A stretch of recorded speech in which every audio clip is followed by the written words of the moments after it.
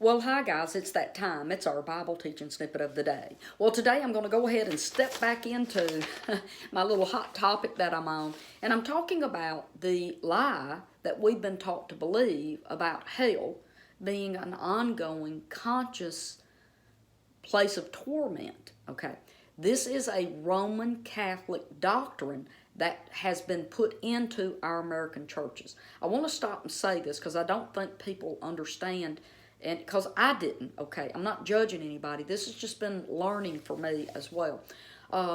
There are, in the beginning, there was two main sects of Christianity. You have the Eastern Orthodox Church, who are, their native language is Greek. All they've ever read and understood was the Greek manuscripts. Okay, this is a good part for me to stop and say they never varied off of the Greek Septuagint as their Old Testament. Okay, and then the other part of Christianity was the Western Orthodox Church, which is now known as the Roman Catholic Church. So you had the Eastern and Western.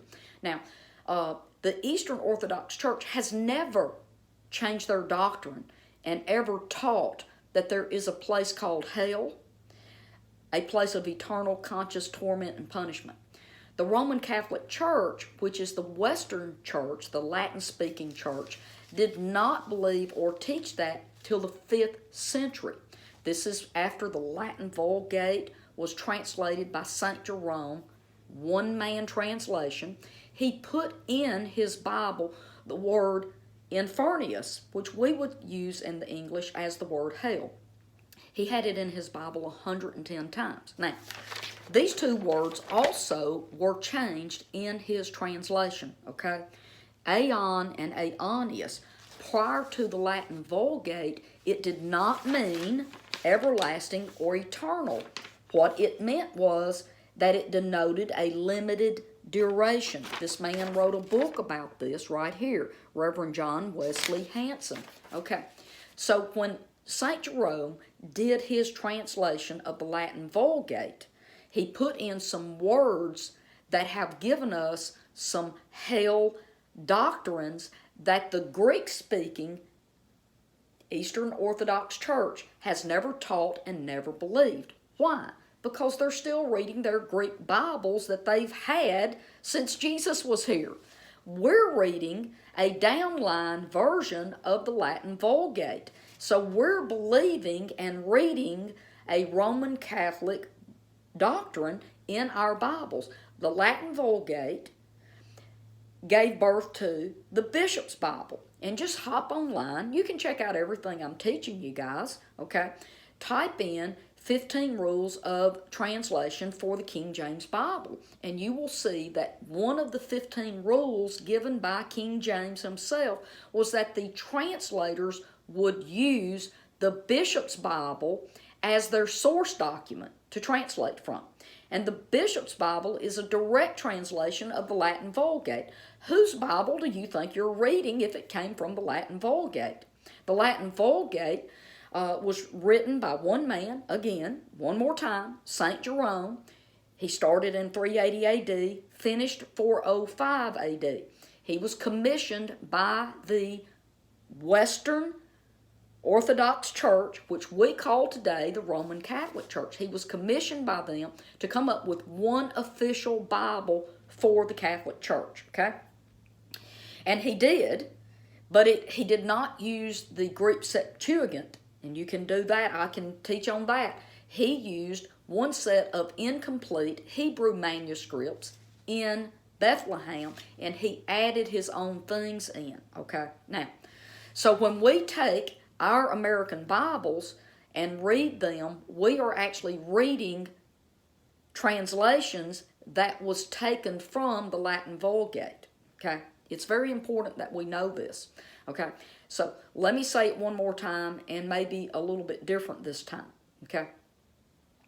We all know that the Roman Catholic Church has a lot of false doctrines, okay?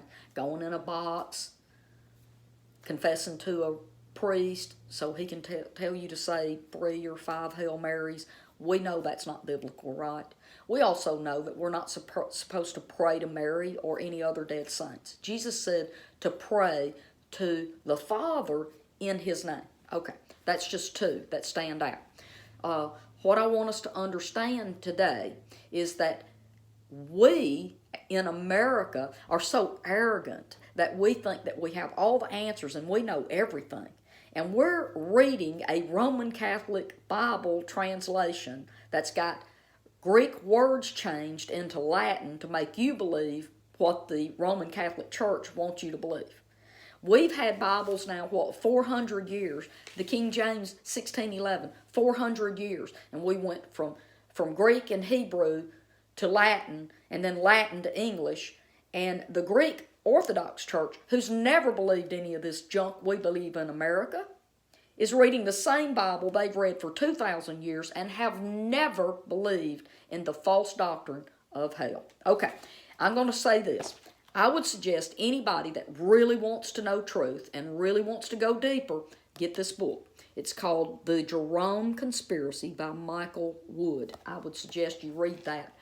It's an excellent, and he's got all of this stuff in the back, all of his sources, and I've checked those out, and he is indeed, I've verified this, and this is a very accurate book. So, let me go ahead. I'm going to talk about this aion and aionios one more time today. Because I know I'm being called a heretic and a false teacher, which is kind of awesome. Did you know when you start teaching outside of what you've been given permission to teach, people are going to say that. It's just part of how the American church is, because we have been so indoctrinated to believe the things that we believe. If we disagree, it's just like we're not even saved anymore, right? I went in and I printed off of BibleTools.org right here. Okay, I want you to see that. And here it is, Strong's 165. It's used 128 times, the word aion. Okay, now I'm going to show you what the word aion means, okay? Right here, 165, what does that say? Aion, a space of time and age, okay? A space of time and age. This does not say that it is forever or everlasting. It says an age or a space of time.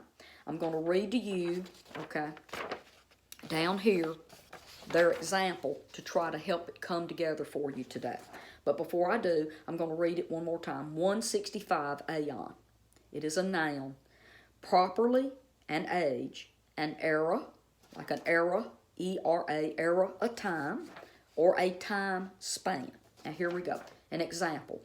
Christians today live in the newer age of the covenant. The time period called the New Testament. Did you get that? Okay. See how that makes sense.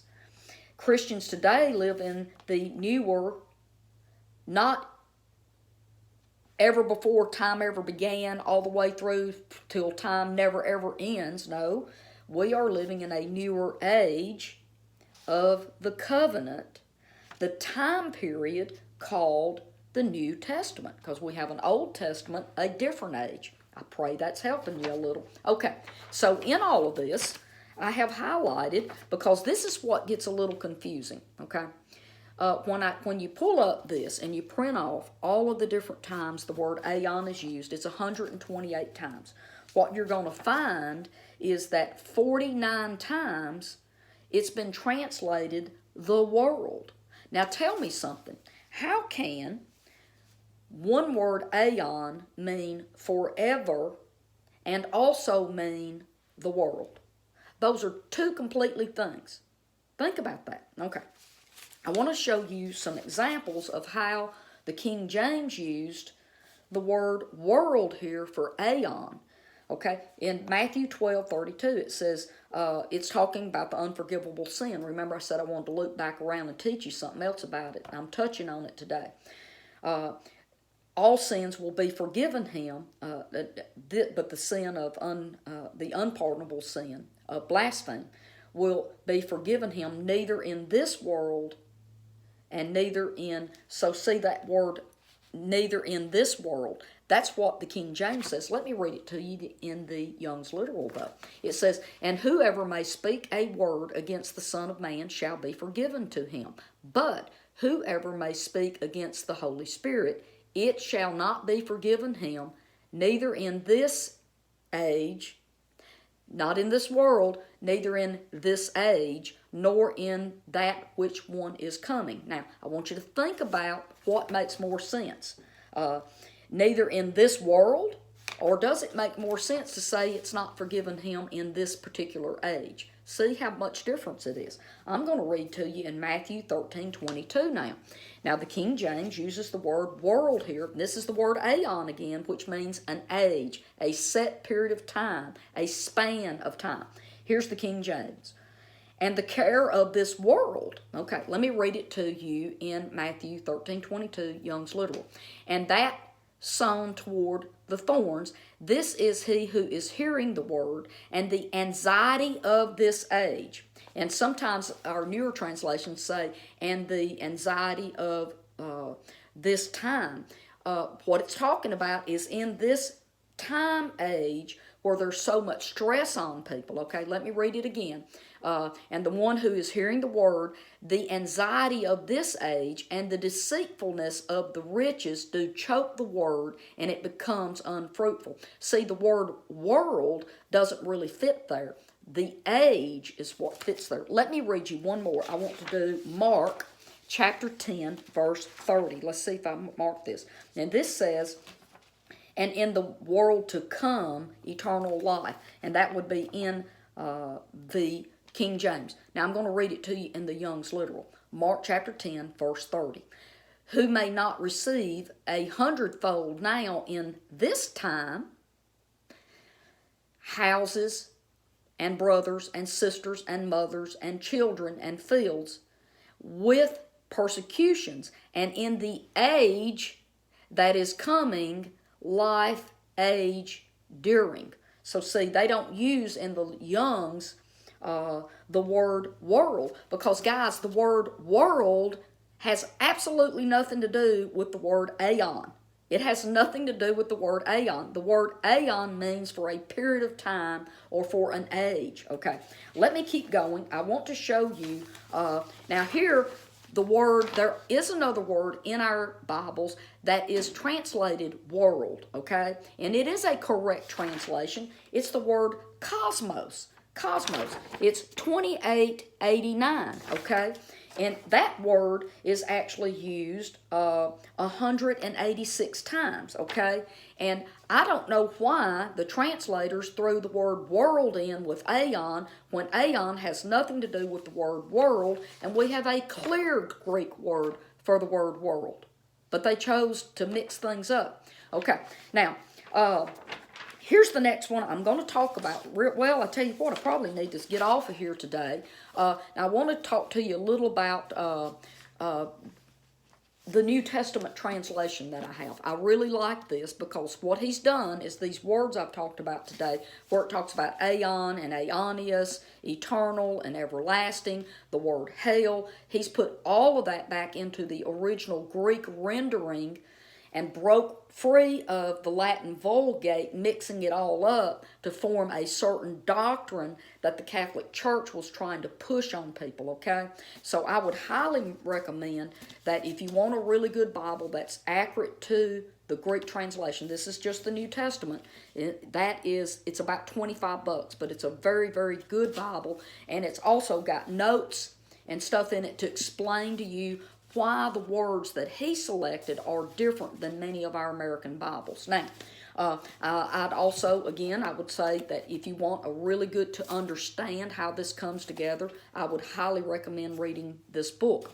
Now, tomorrow I'm going to go again, and I'm going to talk a little bit about aionios tomorrow, and that's the adjective. Today I talked about aion being a noun, okay? That's a noun. Tomorrow I'm going to talk to you about aionios, and that is the adjective, and it's been translated as eternal or everlasting. We're going to pick up on that tomorrow, and maybe I can integrate in that the word punishment. I want to start talking about that. where we're believing that there is an eternal punishment. I want to correct that through these teachings. I'll see you here tomorrow. Bye-bye.